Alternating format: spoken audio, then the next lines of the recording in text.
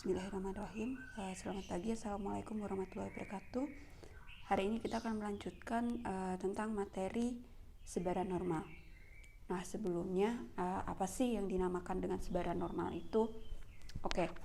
Di sini sebaran normal itu gunanya nanti ketika kita akan membahas tentang pengujian hipotesis, pendugaan parameter. Kita harus paham dulu sebaran normal itu seperti apa. Nah, sebelum masuk ke materi sebaran normal, di sini saya tampilkan terlebih dahulu tabel kurva normal atau biasa disebut dengan tabel Z. Nah, di samping tabel ini terdapat suatu kurva yang bentuknya seperti ini. Ini namanya suatu kurva normal. Nah, dia bentuknya menyerupai genta seperti itu. Nah, lalu berikutnya sebenarnya sebaran normal itu apa sih? Jadi dalam hal ini yang kita bahas adalah sebaran normal baku. Jadi yang namanya sebaran normal baku itu adalah sebaran P ubah acak normal, masih tentang P ubah acak, dengan nilai tengah 0 dan simpangan baku 1. Itu disebut sebaran normal baku. Sedangkan kalau misalkan sebaran normal saja itu apa? Nah, seperti yang saya sampaikan tadi, sebaran normal itu biasanya untuk grafiknya itu biasanya berupa genta seperti ini.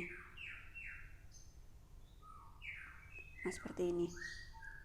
Nah, di tengah ini nanti dia adalah nilai ratanya. Lalu nilai X itu bisa di samping kiri atau di samping kanan. Di samping kiri sini atau di samping kanan sini. Lalu nanti ada juga simpangan baku.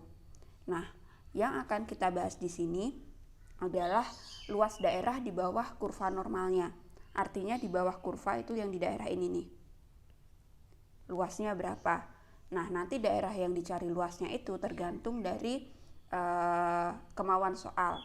Di bawah, di atas, atau di antara nilai X-nya gitu.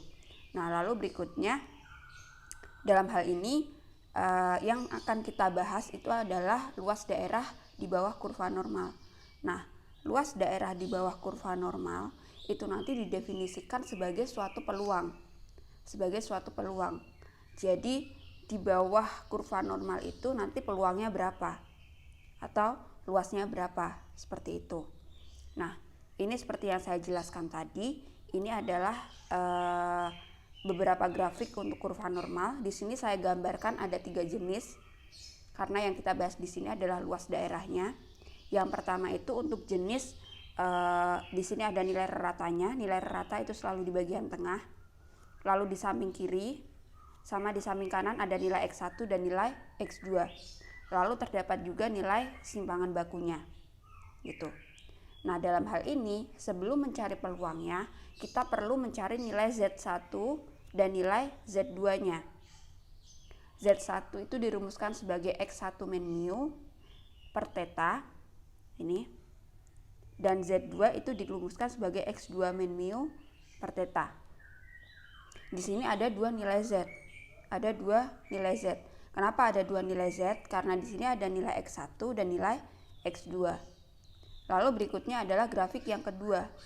Grafik yang kedua itu di tengahnya ada nilai mu. Lalu nilai X-nya ada di samping kanan nilai mu-nya. Nah, untuk mu-nya sama, dia rata-rata, tetanya juga tetap simpangan baku. Nah, lalu berikutnya nilai Z-nya dirumuskan seperti ini. X min mu dibagi theta. Grafik yang terakhir adalah X-nya di samping kiri nilai mu. Untuk nilai Z-nya itu sama. Kayak gini. X min mu per theta. Kalau misalkan nilai X-nya hanya ada 1, ya udah langsung Z sama dengan X min mu per theta. Tetapi kalau nilai X-nya ada 2, contohnya ada X1 dan X2, berarti ada nilai 2 nilai Z, yaitu Z1 dan nilai Z2. Seperti itu. Nah, kita akan langsung masuk aja. Gimana sih cara menghitung peluangnya, cara menghitung luas daerah di bawah kurva normalnya? Nah, di sini ada contoh.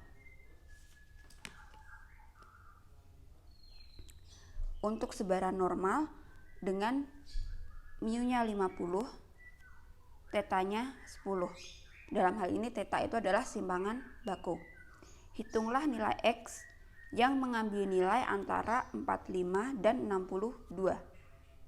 Yang mengambil nilai antara 45 dan 62. Nah, supaya kalian mudah dalam mengerjakan atau dalam mencari nilai peluangnya, kalian gambar dulu grafiknya. Nah, di sini yang di bagian tengah seperti yang saya sebutkan sebelumnya itu adalah raratanya 50 sesuai soalnya. Nilainya antara 45 dan 62.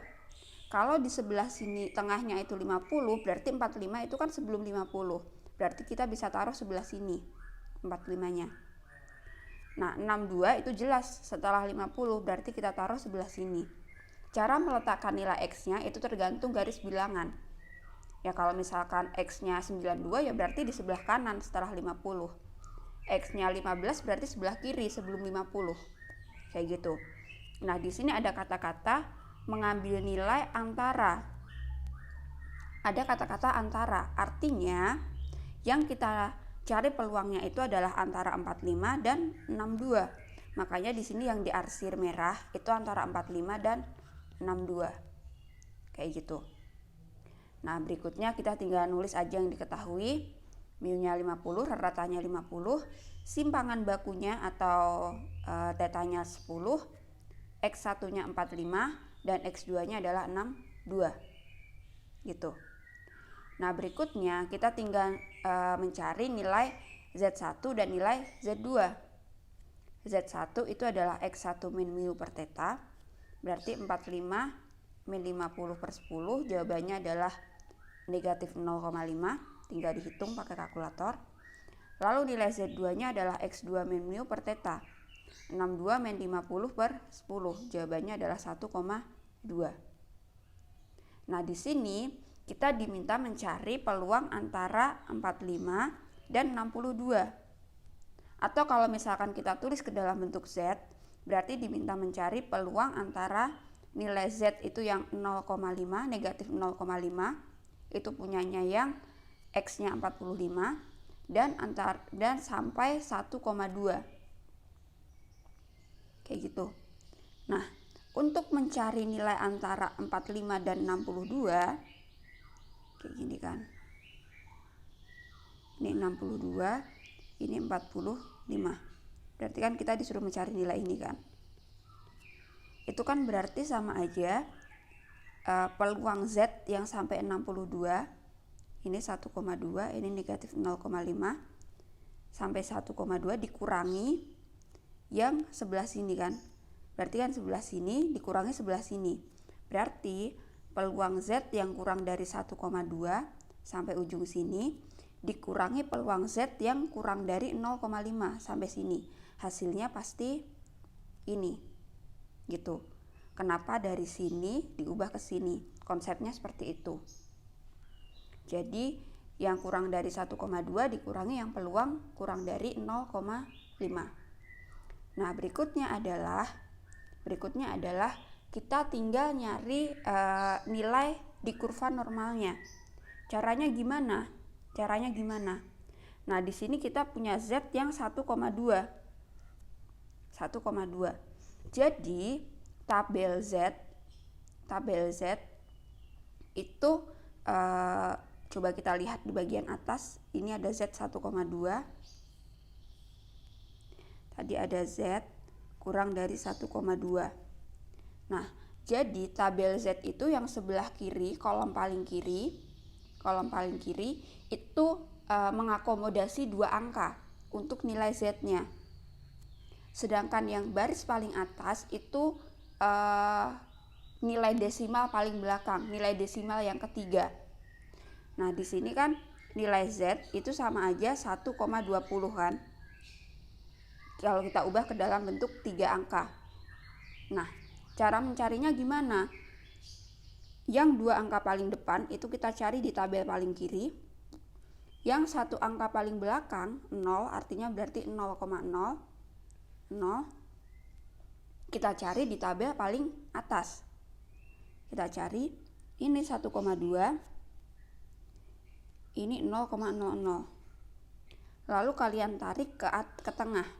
0,00 sama 12 ketemunya di mana? Irisannya di mana?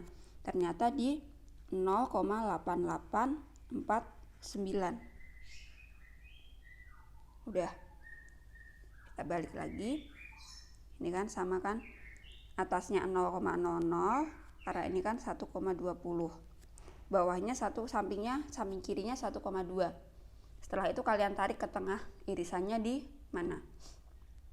Nah, berikutnya untuk Z yang negatif 0,5. Kita coba di tabelnya. Z kurang dari negatif 0,5. Ini kan sama aja kalau diubah ke dalam 3 angka. Z min 0,50. Ini karena 2 angka ya, makanya paling belakang saya tambahkan 0. Tapi nanti akan ada yang hasilnya itu udah 3 angka. Jadi nggak perlu ditambahkan 0 lagi. Gitu. Contohnya. Berarti kan 2 angka kita pilih yang kolom paling kiri, negatif 0,5. 1 angka itu yang baris paling atas. Kita cek. Negatif 0,5. Negatif 0,5 berarti di sini. Ini negatif nih. Lalu 0,00 di sini di atas. Tinggal kalian tarik ke tengah, ketemunya di mana? Ketemunya di sini nih. 0,3085. Nah, kalau udah tinggal kalian tulis. Ini tadi. Atasnya 0,00, sampingnya negatif 0,5. Hasilnya kalau ditarik ke tengah adalah ini. Nah, berarti sekarang tinggal kalian kurangkan aja. Untuk yang Z 1,2 hasilnya kan ini. Yang 0,5 negatif 0,5 hasilnya adalah 0,3085. Kalian kurangkan, ini hasilnya. Itu luas daerahnya atau nilai peluangnya. Seperti itu.